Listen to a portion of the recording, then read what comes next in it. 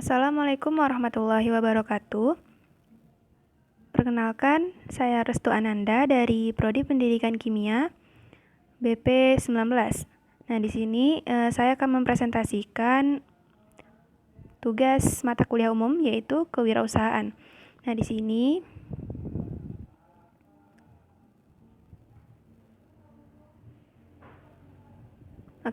kita masuk kepada judul yang pertama yaitu ide dan gagasan usaha. Untuk memulai pemahaman pada kesempatan kali ini, tentu saja kita mengetahui apa sih itu ide usaha. Ide usaha meliputi segala konsep, pikiran, dan pengetahuan, sebuah mental, pandangan, keyakinan, atau rencana dari kegiatan-kegiatan usaha. Nah, di sini ide usaha dikelompokkan menjadi 3. Yang pertama, new market, new technology, new benefit.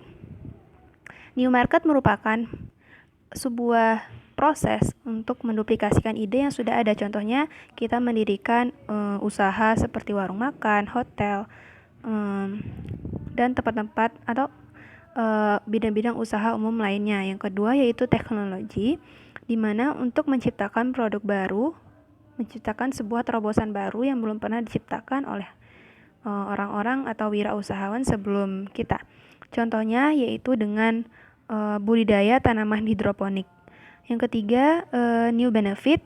Sesuai namanya, new benefit menciptakan sebuah kegunaan baru dari produk yang sebelumnya belum ditemukan kegunaan seperti itu. Contohnya, pemanfaatan kelapa menjadi sebuah obat mujarab, yaitu VCO atau Virgin Coconut Oil. Selanjutnya kita beralih kepada sumber ide. Menurut Susarsono ada 3 jenis sumber ide. Yang pertama informasi, yang kedua ilmu pengetahuan, yang ketiga tuntutan. Nah, di sini informasi merupakan suatu hal yang didapat dari orang lain dalam bentuk hasil bacaan maupun yang kita dengar. Yang kedua yaitu ilmu pengetahuan yang meliputi pendidikan dan pelatihan. Yang ketiga, tuntutan yang berupa kebutuhan hidup. Selanjutnya, dalam melihat ide, tentunya kita memiliki cara-cara yang kreatif, cara-cara yang langka, yang tidak semua orang memilikinya. Yang pertama dengan memunculkan, mematangkan, dan menyempurnakan ide. Yang kedua membuat daftar pertanyaan yang spesifik. Tidak terlepas dari yang sudah dipresentasikan sebelumnya, dalam menemukan sebuah ide juga diperlukan teknik-teknik khusus. Di sini ada 8 teknik dalam mendapatkan ide menurut Douglas dalam bukunya tahun 1996. Yang pertama dengan cara tukar pikiran. Tukar pikiran dapat dilakukan dalam bentuk diskusi kelompok dan rapat. Dalam tukar pikiran tentunya kita dapat saling menukar ide dengan anggota kelompok atau anggota diskusi. Yang ketiga dengan berandai-andai. Tentunya dengan kita berandai-andai kita akan melakukan analisis ide itu secara tidak langsung ya. Yang ketiga ada persilangan, yaitu mencari pribadi yang memiliki ilmu pengetahuan yang belum kita miliki sebelumnya.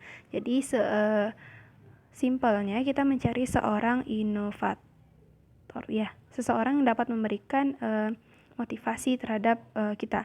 Yang keempat ada keingintahuan, di mana kita mengembangkan rasa ingin tahu untuk memunculkan ide-ide yang belum kita ketahui sebelumnya. Yang kelima ada pendekatan tidak langsung.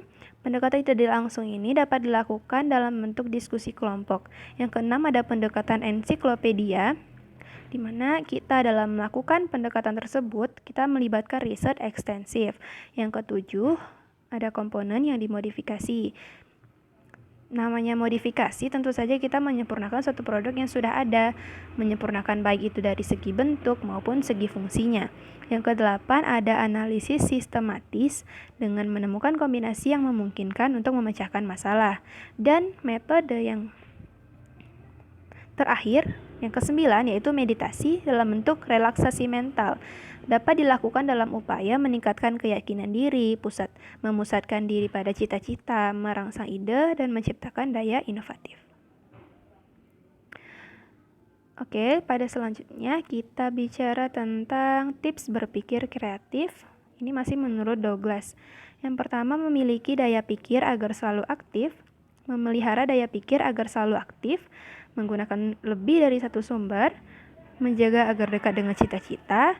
Yang keempat, berpikir terbuka, menghadapi kenyataan, jangan putus asa, sharing masalah, dan yang terakhir yaitu bekerja dengan menggunakan metode. Dalam berinovasi tentunya kita memerlukan teknik-teknik khusus. Yang pertama, memperbaiki yang sudah ada, memodifikasi sesuatu yang bernilai, menciptakan hal baru yang berbeda, menjadikan sesuatu menjadi sumber daya, menggabungkan sumber daya menjadi lebih produktif. Yang ketiga setelah itu ada analisis dalam pemilihan usaha. Ada teknik analisis. Yang pertama, memilih peluang yang tepat dengan analisis SWOT yang meliputi ancaman, kekuatan, kelemahan, peluang. Yang kedua ada mengenali kebutuhan pasar. Yang ketiga mengembangkan produk yang telah ada di pasaran, memadukan bisnis yang ada, mengenali kecenderungan tren yang terjadi, mewaspadai segala kemungkinan yang awalnya sepele, yang ternyata setelah ditekuni dapat menjadi bisnis yang luar biasa, serta menggunakan asumsi baru. Nah, ini judul yang terakhir yaitu Business Model Canvas. Tentunya kita harus mengetahui apa sih itu Business Model Canvas. Business Model Canvas atau BMC ini pertama kali diperkenalkan oleh Alexander Osterwalder dalam bukunya yang berjudul Business Model Generation. Business Model Canvas ini dapat diartikan ke dalam 3 pengertian. Yang pertama, Business Model Canvas merupakan sebuah strategi dalam manajemen yang berupa visual chart yang terdiri dari 9 elemen. Business Model Canvas atau BMC juga dapat dikatakan sebagai kerangka kerja yang dikenal banyak orang untuk mendefinisikan model bisnis startup. Yang ketiga, disusun dengan tujuan untuk menjelaskan, menilai, memvisualisasikan, serta mengubah model bisnis sehingga kinerja yang dihasilkan oleh startup lebih maksimal. Oke, yang selanjutnya yaitu kita membahas tadi ada di slide sebelumnya, yaitu ada 9 elemen Business Model Canvas. Elemen yang pertama merupakan Customer Segments. Customer Segments merupakan kelompok orang atau organisasi yang berbeda-beda yang ditargetkan untuk dilayani oleh satu perusahaan karena dianggap menguntungkan perusahaan. Elemen yang kedua yaitu Value Proposition, merupakan pernyataan keunikan produk atau jasa yang dijanjikan oleh perusahaan kepada customer segment sehingga konsumen dapat menyelesaikan masalah utamanya secara lebih efektif, lebih mudah, lebih nyaman, atau lebih murah. Yang ketiga yaitu mengkomunikasikan. Ada channels mengkomunikasikan, mengantar, dan berinteraksi dengan customer segment dalam menyampaikan value proposition product. Yang keempat ada revenue streams. Elemen ini harus dikelola semaksimal mungkin untuk meningkatkan pendapatan bisnis. Yang kelima ada key research. Key research merupakan sekat dalam Business Model Canvas yang berisikan daftar sumber daya yang sebaiknya direncanakan dan dimiliki perusahaan untuk mewujudkan value proposition mereka. Yang keenam ada customer relationship. Merupakan jenis relasi yang ditentukan perusahaan dengan segmen pelanggan yang spesifik. 3 elemen terakhir yaitu key activities. Key activities merupakan semua aktivitas yang berhubungan dengan produktivitas bisnis yang berkaitan dengan sebuah produk, di mana kegiatan utamanya adalah menghasilkan proposisi nilai. Yang kedelapan yaitu key partnership.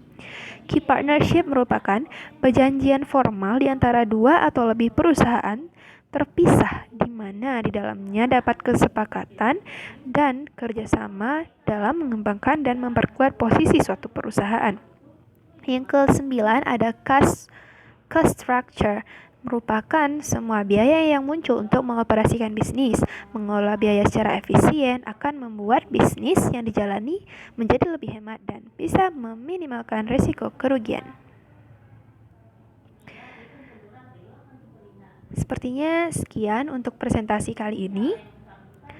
Mohon maaf jika terdapat kesalahan kata dalam pengucapan. Jika ada koreksi, mohon diberikan di dalam kolom komentar.